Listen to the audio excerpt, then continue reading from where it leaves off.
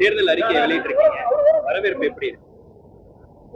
நான் தேர்தல் அறிக்கை வெளியிட்ட பிறகு நான் விமானத்தில் ஏறி சென்னையில இறங்கியிருக்கேன். நீங்க தான் சொல்லணும் வரவேற்பு எப்படி இருக்குன்னு. பாஜகவினுடைய ஏழை குடும்பங்களுக்கு வந்து ஆண்டுக்கு ஒரு லட்சம் வழங்கப்படும்.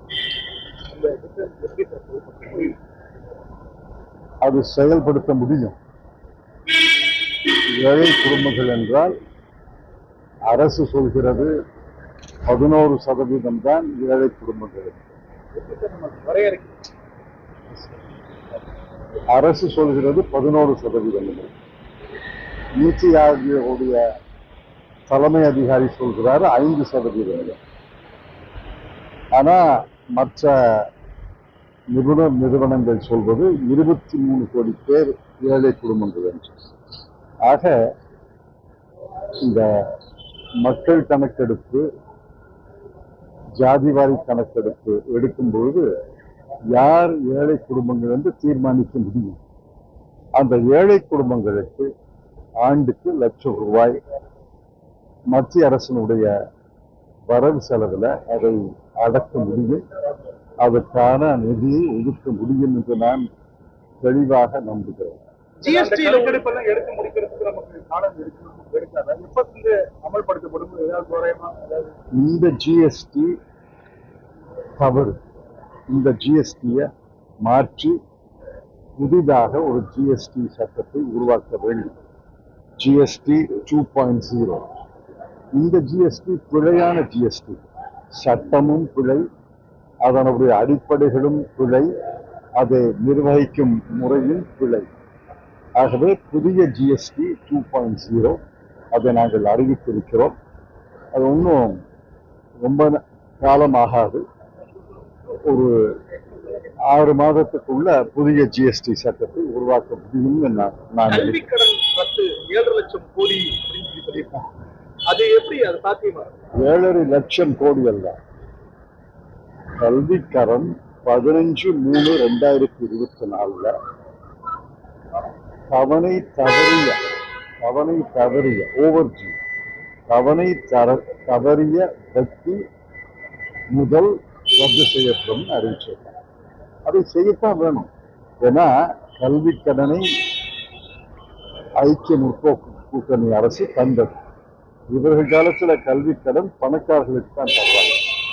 ஏழை எளிய குடும்பங்கள், நான் எந்த கூட்டத்துல பேசினாலும் இங்க யாராவது கல்விக்கடன் வாங்கியிருக்கீங்களா கடந்த 1 வருடத்துல 2 வருடத்துல? ஒருத்தரும் ஏழை எளிய மக்களுக்கு கல்விக்கடன் கிடைக்கும். கல்விக்கடன் கிடைத்தவர்கள் எல்லாம் கட்ட வேண்டும் என்றுதான் எண்ணம் இருந்தது. ஆனால் வேலை இல்லையே. வேலை இல்லாமல் பெருகி கொண்டு போன காரணத்தால் அவர்களால் கல்விக்கடனை தவணை தவறாமல் கட்ட முடியவில்லை. தவணையும் தவறிவிட்டது, வட்டி தவணையும் தவறிவிட்டது. அதுல 15/3/2024 தவணை காலக்கெடு தவறிய முதல் வட்டியை ரத்து செய்ய முடியும் என்று சொல்லியிருக்கிறார். 2007-8 விவசாய கடனை ரத்து செய்யலையா? அது 60,000 கோடி ரூபாய் ரத்து செய்யும். ஆக கல்வி கடன்ல என்ன கணக்கெடுத்தான் தெரியும். இப்ப தெரியாது. நீங்க சொல்ற எண்ணெல்லாம் சரியா இருக்கணும்னு அவசியம் இல்லை.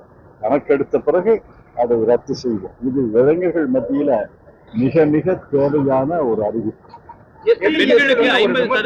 பெண்களுக்கு 50% மத்திய அரசின் பணிகள்ல இடஒதுக்கீடு வழங்கப்படும் சொல்லியிருக்கோம். எந்த வகையில் அதை நம்ம செயல்படுத்த போறோம்? அதுல என்ன சிரமம் இருக்கு? இப்ப உள்ளாட்சி தேர்தல்ல பெண்களுக்கு 50% ஒதுக்கீடு கொடுத்திருக்கோம் இல்லையா? இப்ப ஒரு அமைப்புல பழைய இடங்கள்ல 50% ஆக்க முடியாது. புதிய காலி இடங்கள், புதிய வேலை வாய்ப்புகள் உருவாக்கும் போது அல்லது புதிதாக வரக்கூடிய காலி இடங்களில் 50% பெண்களை நியமிப்பது என்பது ஒன்றும் சிரமமே கிடையாது. அதற்கு மனசுதான் வேணும். எதிர்கட்சிகள் ஒரு விமர்சனம் வைக்கிறாங்க. தேர்தல் அறிக்கையை வெளியிட்ட உடனே நீட் தேர்வை கொண்டு வந்ததே காங்கிரஸ் அரசு தான். என்ன எந்த பத்திரிகை, நீங்க எந்த தொலைக்காட்சி தான் செய்திகளை தெரியாம பேசுறீங்க? அதாவது உண்மை விவரங்களை தெரியாம கேள்வி. எதிர்கட்சிகள் பிழையா சொன்னா அதை தொலைக்காட்சி பிழையா கேட்கணுமா? நீட் தேர்வு என்பது உச்ச நீதிமன்றத்தினுடைய தீர்ப்பு. முதல்ல ஒரு தீர்ப்பு வந்துச்சு, 3 நீதிபதிகள் நீட் தேர்வை கட்டாயமாக்க முடியாது, அந்தந்த மாநிலத்துக்கு பொருந்துன்னு சொன்னாங்க. பிறகு 5 நீதிபதிகள் அதுல மாற்றி இதை கட்டாயமாக்கணும்னாங்க. ஆக உச்ச நீதிமன்றத்தின் தீர்ப்பின் காரணமாகத்தான் நீட் தேர்வு நாடு முழுவதும் அமலாக்கப்படுகிறது. அதுல நம்ம என்ன சொல்றோம், மற்ற மாநிலங்கள் வேணும்னா வச்சுக்கிட்டோம், எங்களுக்கு விலக்கு தாங்க. அந்த விலக்கு தானே நாங்க வலியுறுத்தி இருக்கிறோம். மாநிலத்தினுடைய உரிமைகளை பறிக்க முடியாது. அரசு மருத்துவமனைகளை அமைக்கிறது, அரசு செலவில் அந்த மருத்துவமனைகள் நடைபெறுகின்றன. அது அந்த மாநிலத்து மாணவர்கள் பெரும்பகுதி, மிக மிக பெரும்பான்மை அந்த மாநிலத்து மாணவர்களுடைய நன்மைக்காக அரசு செலவழித்து அரசு மருத்துவமனைகளை அமைக்கிறது. அதுல அந்த அரசுடைய சம்மதம் இல்லாமல் எதற்காக ஒரு தேர்வை நுழைப்பது? இப்ப டாக்டர் ரங்காச்சாரி, டாக்டர் குருசாமி முதலியார் அவர்களெல்லாம் நீட் தேர்வை எழுதியா புகழ்பெற்ற டாக்டர்களா வந்தாங்க. இப்ப சென்னை பொது மருத்துவமனைக்கு இந்த பக்கத்திலையும் அந்த பக்கத்திலையும் டாக்டர் ரங்காச்சாரி உருவச்சிலை இருக்கிறது, டாக்டர் குருசாமி முதலியார் உருவச்சிலை இருக்கிறது. அவர்களெல்லாம் நீட் தேர்வை எழுதியா புகழ்பெற்ற டாக்டர்களாக வந்தாங்க. எஸ்சி எஸ்டி ஓபிசி இடஒதுக்கீடு 50% உயர்த்தப்படும் அப்படின்னு காங்கிரஸ் பொறுத்தவரையும் தொடர்ச்சியாக ரிசர்வேஷன் விஷயத்தை கடந்த ஒரு 5 வருஷமாவே ராகுல் காந்தி பேசிட்டு இருக்காங்க. அதோட ஒரு சாராம்சமா இதை சொல்லியிருக்கீங்க. அந்த நிறைவேற்றுதல வட மாநிலங்கள்ல பிரச்சனை வரும், தமிழ்நாட்டுல பிரச்சனை இல்லை. எந்த பிரச்சனையும் வராது. ஏன்னா இப்ப எஸ்சிக்கு இடஒதுக்கீடு இருக்கு, அதை எல்லா கட்சிகளும் ஏற்றுக்கொண்டிருக்கன, எல்லா மாநிலங்களிலும் அமலாகும். எஸ்டிக்கு இடஒதுக்கீடு இருக்கு.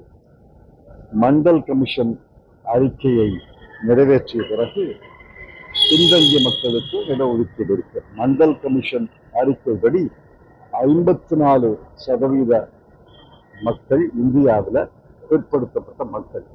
ஆனா அவர்களுக்கு 27% தான் இடம் இருந்தது. ஏன்னா உச்ச நீதிமன்றம் 50 என்று உச்சவரம்பை வைத்துவிட்டது. 50க்குள்ள அடக்கணும்னா 27 தான் அந்த இடம் இருந்தது. இப்ப என்ன சொல்றோம்னா, அந்த 50% உச்சவரம்பை எடுத்து விடாது, எடுத்துட்டு எஸ்சி எஸ்டி அவர்களுக்கு ஒதுக்கீடு இருப்பதை போல பிற்படுத்தப்பட்ட மக்களுக்கும் ஒதுக்கீடு இருக்கணும். இப்ப இங்க நிக்கிற நீங்களே பெரும்பகுதி பிற்படுத்தப்பட்ட மக்கள் தான் சார். நன்றி. நாடாளுமன்ற தேர்தல் நெருங்கி வர சூழ்நிலையில இன்னைக்கு முதலமைச்சர் வேலை வாய்ப்பு இல்லை.